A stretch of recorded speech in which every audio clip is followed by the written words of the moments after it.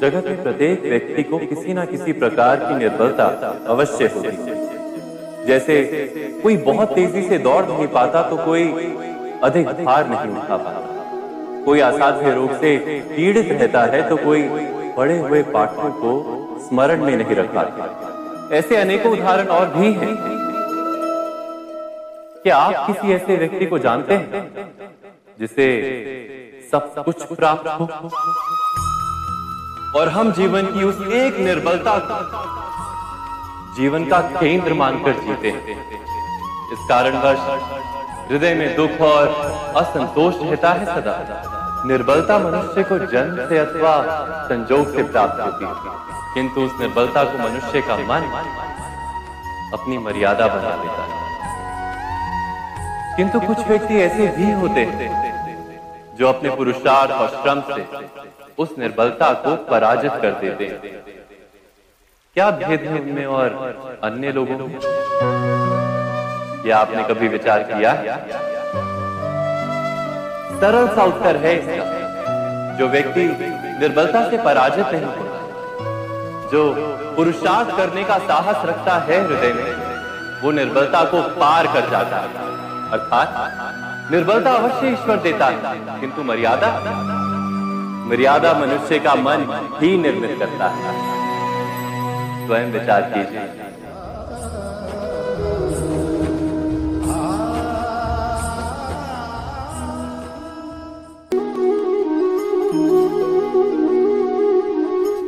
भविष्य का दूसरा नाम है संघर्ष। हृदय में आज इच्छा होती है और यदि पूर्ण नहीं हो पाती तो हृदय भविष्य की योजना बनाता है।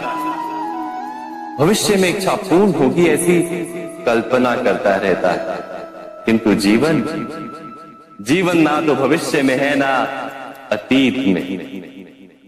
जीवन तो इस क्षण का नाम, अर्थात इस क्षण का अनुभव ही जीवन का अनुभव।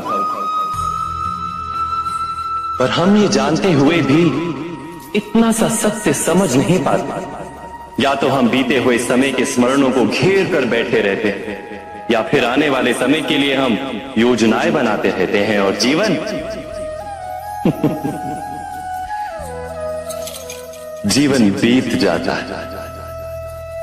एक सत्य यदि हम हृदय में उतार लें कि ना हम भविष्य देख सकते हैं, ना ही भविष्य निर्मित कर सकते हैं, हम तो केवल धैर्य और साहस के साथ भविष्य को आलिंगन दे सकते हैं, स्वागत कर सकते हैं भविष्य का। तो क्या जीवन का हर पल जीवन से नहीं भर जाएगा? स्वयं विचार कीजिए।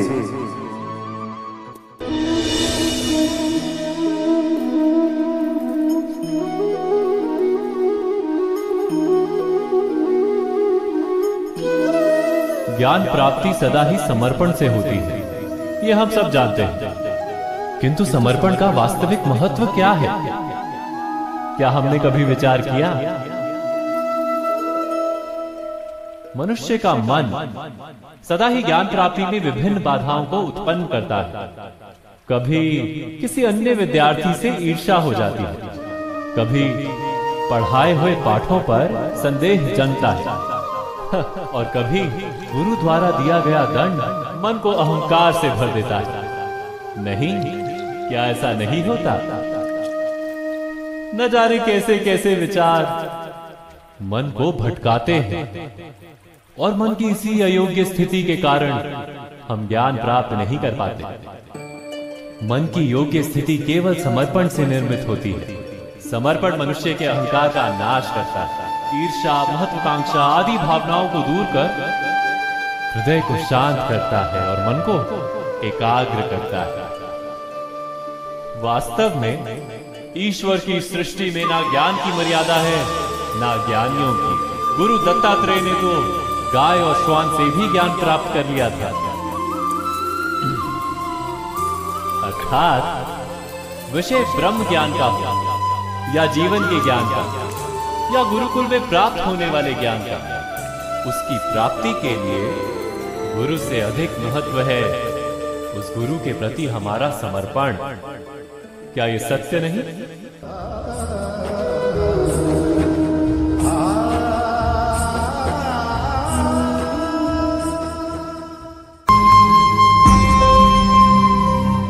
प्रत्येक मनुष्य के जीवन में ऐसा क्षण अवश्य आता है जब सारे स्वप्न, सारी आशाएं, सारे दृश्य ध्वस्त हो जाते हैं।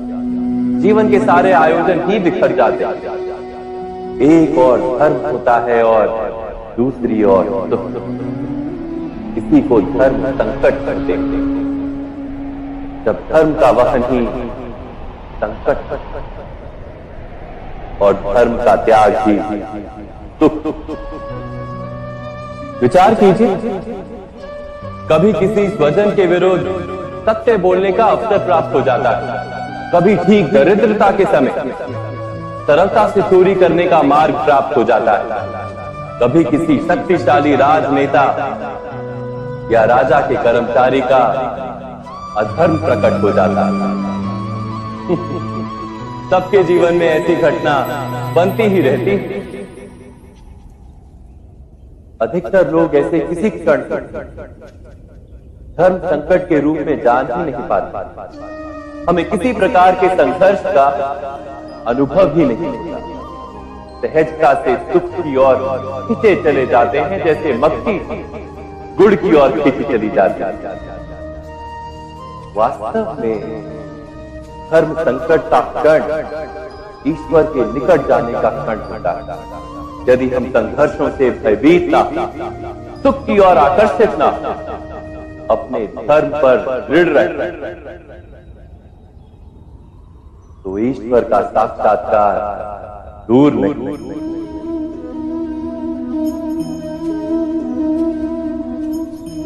पवन से युद्ध करने वाला पत्ता यदि पेड़ से गिरता है तो भी आकाश की ओर उठता है। पवन से झुकने वाली घास वही भूमि पर रह जाती है। अर्थात धर्म संकट से यदि हम संकट को ही टाल दें, सुख तो मिलता है, जीवन बढ़ता है, किंतु क्या चरित्र नहीं टूटता? क्या आत्मा दरिद्र नहीं हो जाती? क्या ईश्वर से अंतर नहीं हो जाता? स्वयं विचार। दो व्यक्ति जब निकट आते हैं तो एक दूसरे के लिए सीमाएं और मर्यादाएं निर्मित करने का प्रयत्न अवश्य करें। हम यदि सारे संबंधों पर विचार करें तो देखेंगे कि इन सारे संबंधों का आधार यही सीमाएं हैं जो हम दूसरों के लिए निर्मित करते हैं। और यदि अनजाने में भी कोई अन्य व्यक्ति इन सीमाओं को तोड़ता है तो उसी क्षण हमारा हृदय क्रोध से भर जाता है। इन सीमाओं का वास्तविक रूप क्या है? क्या हमने कभी विचार किया? सीमाओं के द्वारा हम दूसरे व्यक्ति को निर्णय करने की अनुमति नहीं देते, अपना निर्णय उस व्यक्ति पर थोप देते, अर्थात किसी की स्वतंत्रता का अस्वीकार करते हैं। और जब स्वतंत्रता का अस्वीकार किया जाता है तो उसका हृदय दुख से भर जाता है।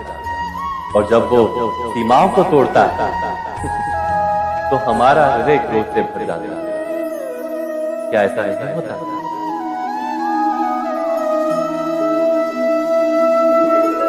पर यदि एक दूसरे की स्वतंत्रता का सम्मान किया जाए तो किसी मर्यादाओं या सीमाओं की आवश्यकता ही नहीं होती।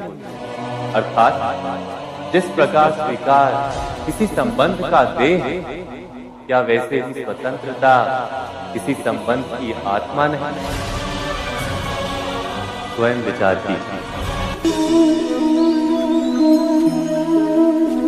सबके जीवन में ऐसा प्रसंग अवश्य आता है कि सत्य कहने का निश्चय होता है हृदय में, किंतु मुख से सत्य निकल नहीं पाता। कोई भय मन को घेर लेता है। किसी घटना अथवा प्रसंग के बारे में बात करना या फिर स्वयं से कोई भूल हो जाए उसके बारे में कुछ बोलना, क्या ये सत्य है? नहीं। ये तो केवल तथ्य है, अर्थात जैसा हुआ था वैसा केवल बोल देना सामान्य सी बात है। किंतु कभी कभी उस तथ्य को बोलते हुए भी भय लगता है। कदाचित किसी दूसरे की भावनाओं का विचार आता है मन में, दूसरे को दुख होगा ये भय भी शब्दों को रोकता है। तो ये सत्य क्या है? क्या हमने कभी विचार किया है? जब भय रहते हुए भी कोई तथ्य बोलता है तो वो सत्य कहलाता है। वास्तव में सत्य कुछ और नहीं, केवल निर्भयता का दूसरा नाम है। और निर्भय होने का कोई समय नहीं होता, क्योंकि निर्भयता आत्मा का स्वभाव है।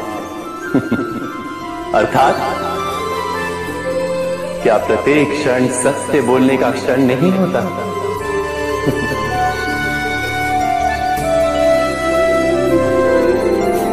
स्वयं विचार कीजिए।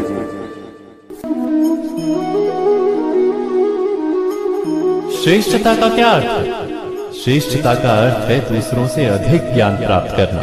अर्थात मूल्य इस बात का नहीं कि स्वयं कितना ज्ञान प्राप्त किया, मूल्य इस बात का है कि प्राप्त किया हुआ ज्ञान अन्य लोगों से कितना अधिक है। अर्थात श्रेष्ठता की इच्छा ज्ञान प्राप्ति को भी एक स्पर्धा बना देती है। और स्पर्धा में विजय अंतिम कब होती है?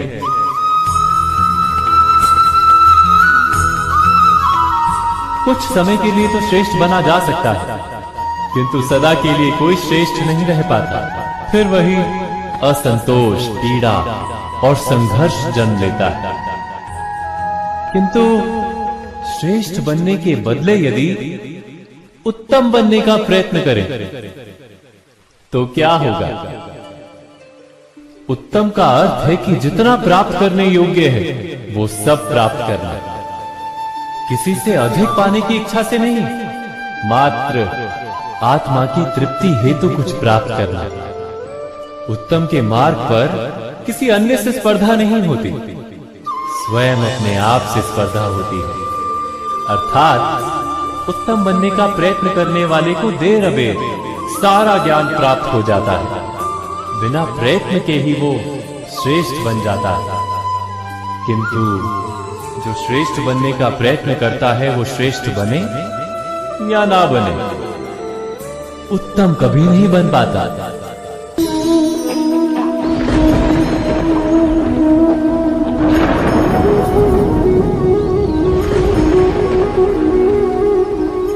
सपनों और पूर्वाभासों के आधार पर हम भविष्य के सुख दुख की कल्पना करते हैं। भविष्य के दुख का कारण दूर करने के लिए हम आज योजना बनाते हैं, किंतु कल के संकट को आज निर्मूल करने से हमें लाभ मिलता है या हानि पहुंचती है? ये प्रश्न हम कभी नहीं करते। सत्य तो ये है कि संकट और उसका निवारण सात जन से, व्यक्ति के लिए भी और सृष्टि के लिए भी।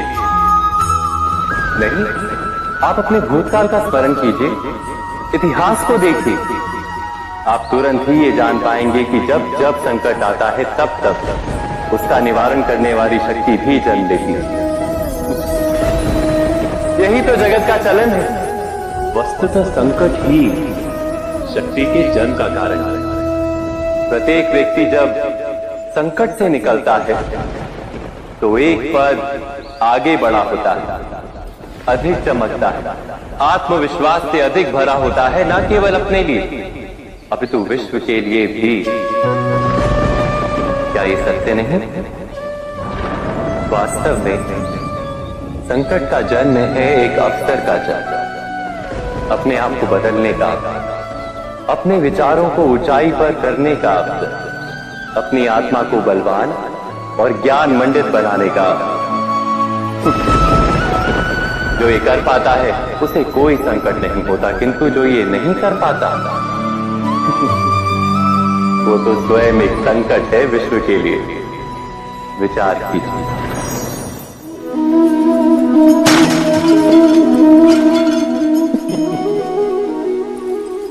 कभी कभी कोई घटना मनुष्य के जीवन की सारी योजनाओं को तोड़ देती है और मनुष्य उस आघात को अपने जीवन का केंद्र मान लेता है।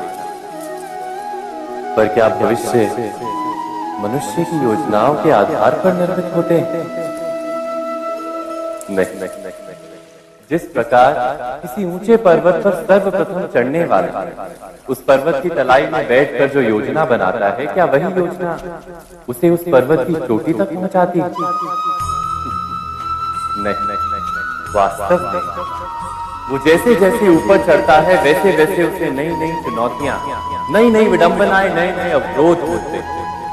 प्रत्येक पद पर वो अपने अगले पद का निर्णय करता है।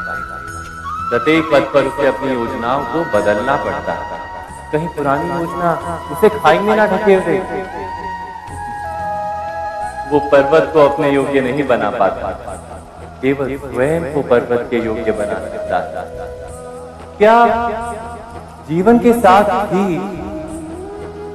ऐसा ही? जब मनुष्य जीवन में किसी एक चुनौती, एक अवरोध को अपने जीवन का केंद्र मान लेता है, अपने जीवन की गति को ही रोक देता है, तो वो अपने जीवन में सफल नहीं बन पाता और ना ही सुख और शांति प्राप्त कर पाता।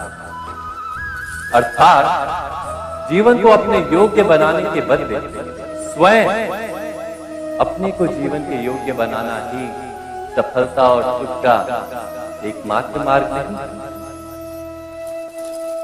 स्वयं विचार कीजिए।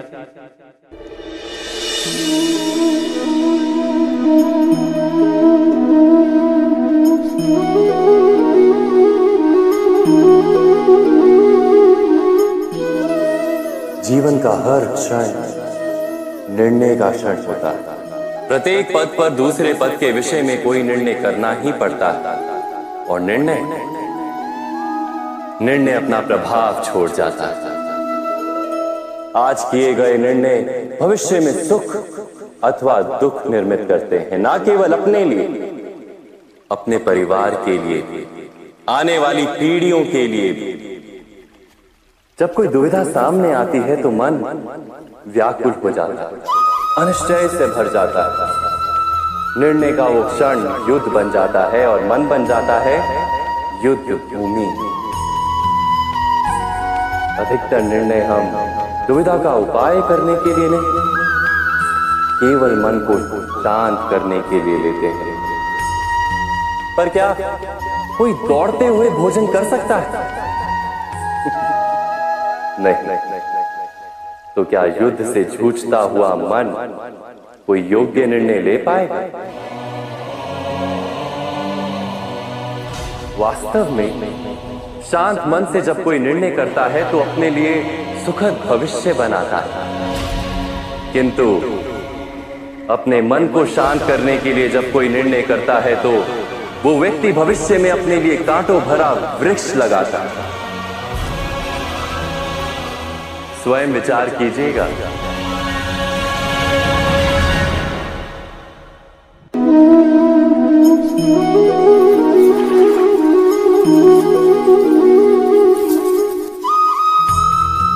जीवन में आने वाले संघर्षों के लिए जब मनुष्य स्वयं को योग्य नहीं मानता, जब उसे अपने ही बल पर विश्वास नहीं रहता, तब वो सद्गुणों को त्याग कर दुर्गुणों को अपनाता है।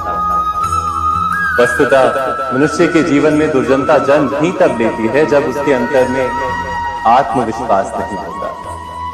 आत्मविश्वास ही अच्छाई को धारण करता है। ये आत्मविश्वास है क्या?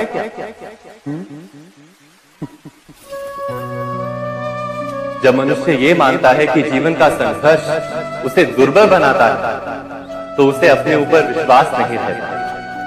वो संघर्ष के पार जाने के बदले संघर्ष से छूटने के उपाय ढूंढने लगता है। किंतु जब वो ये समझता है कि ये संघर्ष उसे अधिक शक्तिशाली बनाते हैं, ठीक जैसे व्यायाम करने से देह की शक्ति बढ़ती है, तो प्रत्येक संघर्ष के साथ उसका उत्साह बढ़ता है। अर्थात आत्मविश्वास और कुछ भी नहीं, मन की स्थिति जीवन को देखने का दृष्टिकोण मात्र है, और जीवन का दृष्टिकोण तो मनुष्य के अपने वश में होता है। स्वयं विचार कीजिए।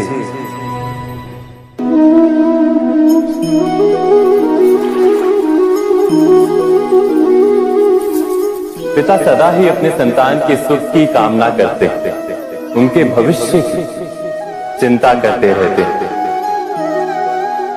इसी कारणवश सदा ही अपने संतानों के भविष्य का मार्ग स्वयं निश्चित करने का प्रयत्न करते रहते।